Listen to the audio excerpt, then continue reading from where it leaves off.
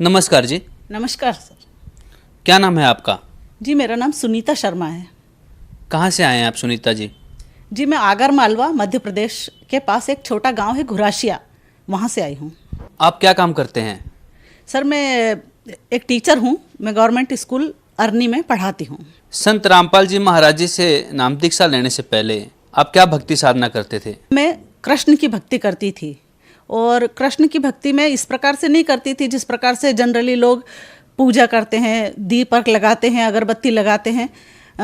सच कहूँ तो मैं कृष्ण से प्रेम करती थी जैसे मीरा की तरह, और दिन रात मैं कृष्ण को सोचा करती थी, क्योंकि मैंने अपने एक गुरुजी से सुना था कि यदि हम किसी भी चीज़ को दिन रात सोचते हैं तो यदि वो चीज़ अंत समय तक भी हमारे मन में होती है तो मृत्यु के बाद हम उसी स्थान पर पहुंच जाते हैं। इसलिए मैं दिन रात कृष्ण को सोचा करती थी, कृष्ण को चाहती रहती थी। आप संत रामपाल जी महाराज के शरण में कैसे आए? जब एंड्रॉयड फ़ोन आए और उसमें व्हाट्सएप के ग्रुप बने तो परमात्मा की एक बहुत प्यारी हंस आत्मा श्री अंतिम खंदार जी मेरे संपर्क में आए। उन्होंने मुझे अपने व्हाट्सएप ग्रुप में जोड़ा और उस ग्रुप में मैंने देखा कि लोग सभी तरह की पोस्ट करते थे, तो मैंने सोचा क्यों ना मैं अपनी कृष्ण भक्ति की कविताएं इसमें डालना शुरू कर दूं।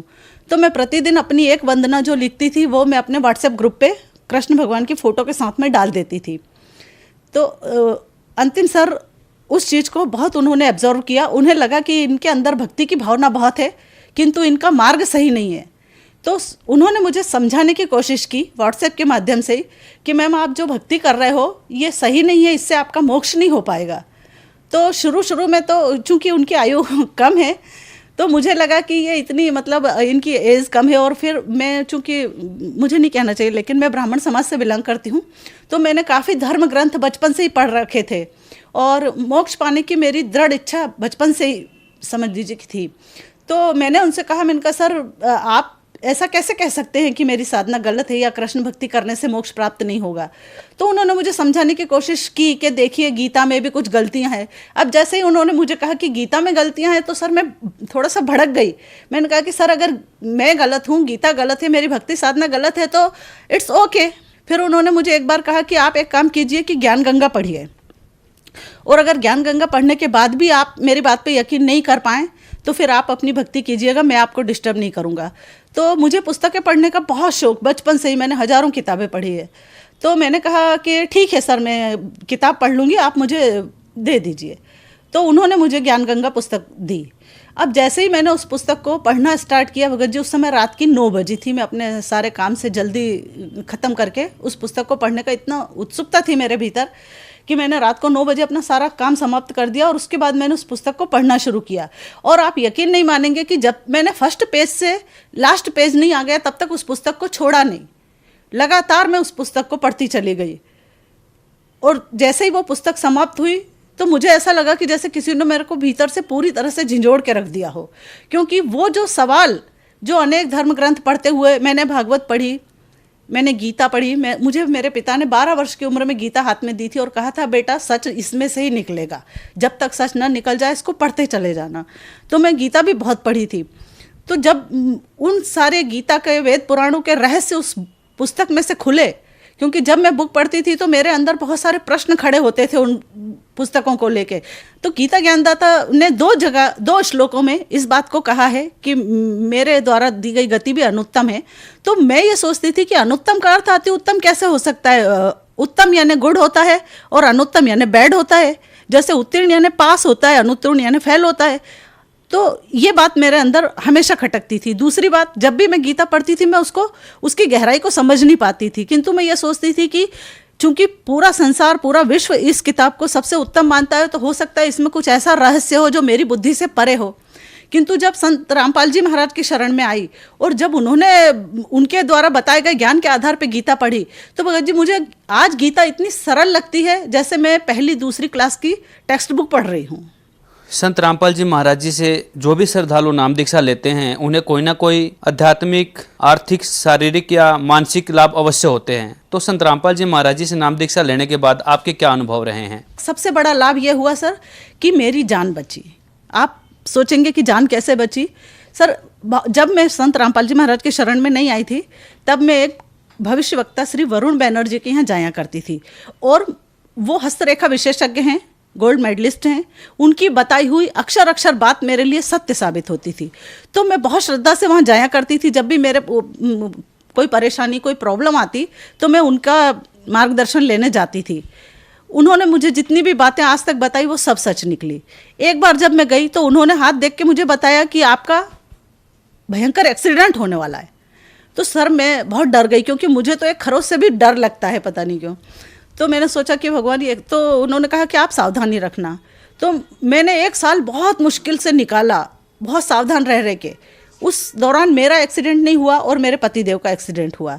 उस एक्सीडेंट में उनके घुटने की हड्डी टूट गई थी। उनका इलाज पूरा होते ही मैं वापस उन्हीं हस्तरेखा विशेषज्ञ के पास गई और मैंने उन्हें बताया कि आपने एक्सीडेंट मेरा बताया था, तो मेरे हस्बैंड का क्यों हुआ। तो उन्होंने कहा कि अगर पति पत्नी में बहुत ज़्यादा स्नेह हो तो ऐसा हो जाता है कि दुर्घटना ट्रांसफ़र हो सकती है। जो सहन कर सकता है, कभी कभी भगवान ऐसी दया करता है कि वो उधर चली जाए।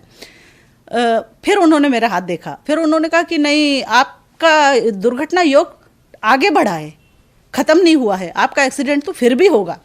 तो मैं और ज़्यादा डर गई। मैंने कहा भगवान, इतने दिन मैंने इतनी टेंशन में निकाले हैं और इसके बाद भी वही है परिस्थिति।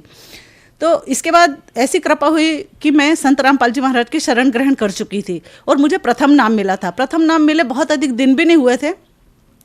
एक जगह भक्त मिलन समारोह सत्संग का आयोजन किया गया, तो मैं वहाँ जा रही थी। जनरली मैं कभी अकेली नहीं जाती, लेकिन उस दिन ऐसा योग लगा कि मुझे बस से जाना पड़ा और अकेले जाना पड़ा। तो जब मैं जा रही थी तो बस वाले ने एक स्थान पे काफ़ी लेट उस बस को कर दिया और फिर उस टाइम को कवर करने के लिए वो फुल स्पीड से बस को चला रहा था। और मैं उस बस में बैठ के तो मैं अपने नाम स्मरण करने लग गई, परमात्मा मंत्र का जाप करने लग गई। कुछ दूर आगे जाके वो बस बुरी तरह से एक ट्रक से टकरा गई, जिस ट्रक के अंदर लोहे के ये सरिये भरे हुए थे। तो भगत जी, मैं अपनी आंख बंद करके अपना नाम स्मरण कर रही थी, तो मुझे पता नहीं चला, मतलब जैसे एक्सीडेंट हुआ तो सामने की सीट से मेरा सिर बुरी तरह से टकराया। तो मैंने सोचा कि ये क्या हुआ। मैं सीधी हुई, मैंने आंख खोली और सबसे पहले मैंने अपने माथे पे से हाथ फेर के देखा। मैंने कहा इतनी ज़ोर से टकराई तो मुझे यहाँ दर्द क्यों नहीं हो रहा है। होना चाहिए, मतलब स्वाभाविक है कि हमारा सिर टकराएगा तो दर्द होना चाहिए। तो मुझे ज़रा भी दर्द का एहसास नहीं हुआ। तो मैं आश्चर्यचकित रही। मैंने 2-3 बार ऐसे करके देखा तो ना कोई निशान था चोट का। और मैं ऐसे करके जब देख रही थी तो मेरे हाथ के ऊपर कुछ गरम गरम महसूस हुआ मुझे। तो मैंने देखा क्या, तो वहाँ पे बहुत सारा खून दिखाई दिया। तो मैंने कहा मेरे लगी तो सिर में खून यहाँ से कैसे आया। और मैंने सिर उठा के देखा तो एक व्यक्ति के सिर से खून की धार लगी हुई थी, वो मेरे हाथ पे आके गिरा। तो मैं आश्चर्यचकित रह गई। मैंने कहा अरे ये क्या, बस ऐसा एक्सीडेंट हुआ है कि खून आ गया लोगों को। और जब मैंने थोड़ा सा अपनी सीट पे से खड़े होके देखा तो पूरी बस के लोग घायल थे, किसी के दांत टूट गए थे, किसी के खून आ रहा था, कोई बेहोश हो रहा था। और यहाँ तक कि उस बस की जो पिछली सीट होती है सबसे लास्ट वाली, वो उखड़ के आगे गिर चुकी थी और उसमें बैठी हुई सारी सवारियाँ फेंका गई थी। तो मेरे होश उड़ गए ये सब देख के, क्योंकि मैं थोड़ा सा, मेरा हृदय इन चीज़ों को देख नहीं पाता है। फिर धीरे धीरे मैं प्रकृतिस्थ हुई तो मैं उतरी बस में से। फिर कुछ लोग जिन्हें कम चोटें लगी थी, या कुछ लोग ऐसे भी थे जो मेरे जैसे सुरक्षित थे, मैंने उनसे कहा, मैंने कहा आप एम्बुलेंस को फ़ोन कीजिए, पुलिस को फ़ोन कीजिए और जितनी जल्दी हो सके पानी की व्यवस्था, क्योंकि खेतों के बीच में बस का एक्सीडेंट हुआ था, दोनों तरफ खेत थे। तो मैंने कहा खेत हैं तो निश्चित ही पानी की व्यवस्था होगी, तो आप लोग पानी की व्यवस्था कीजिए। और उसके बाद मैंने जिस जगह पे मुझे जाना था वहाँ पे मैंने फ़ोन लगाया उन लोगों को और मैंने बताया कि यहाँ पे बस का एक्सीडेंट हो गया है, तो आप आइए और मुझे यहाँ से ले जाइए। तो उन लोगों ने सुना, वो घबरा गए कि कहीं आपको तो चोट नहीं आई। मैंने कहा नहीं, मैं पूरी तरह से सुरक्षित हूँ, आप बस आके मुझे ले जाइए। तो वहाँ से 2 भगत आए मोटरसाइकिल लेके और उन्होंने मुझे खूब अच्छी तरह से देखा कि कहीं आपको तो तकलीफ़ नहीं हुई। मैंने कहा नहीं, मेरे को तो परमात्मा की दया से कुछ भी नहीं हुआ। भगत जी, मैं जैसे ही सत्संग स्थल पर गई, सबसे पहले मैंने दंडवत प्रणाम किया परमात्मा को और कोटि कोटि धन्यवाद किया उनका कि मालिक, अगर मैं आज आपकी शरण में नहीं होती तो मेरी जान बचना भी बहुत मुश्किल थी।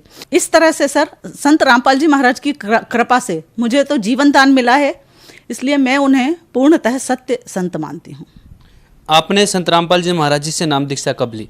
जी, मैंने 23 नवंबर सन 2016 को नाम दीक्षा ली। आपने बताया कि सन 2016 में आपने संत रामपाल जी महाराज जी से नाम दीक्षा ली, जबकि संत रामपाल जी महाराज सन 2014 नवंबर से जेल में हैं। तो आपको ऐसा नहीं लगा कि आप एक ऐसे संत के शरण में जा रहे हैं जो कि जेल में थे? कोई जरूरी नहीं है कि हमेशा दोषी ही जेल में जाते हैं। हमारा तो इतिहास गवाह है, जो सत्य के मार्ग पे चला है, सबसे ज्यादा मुसीबतें तो उन्हीं को आई है।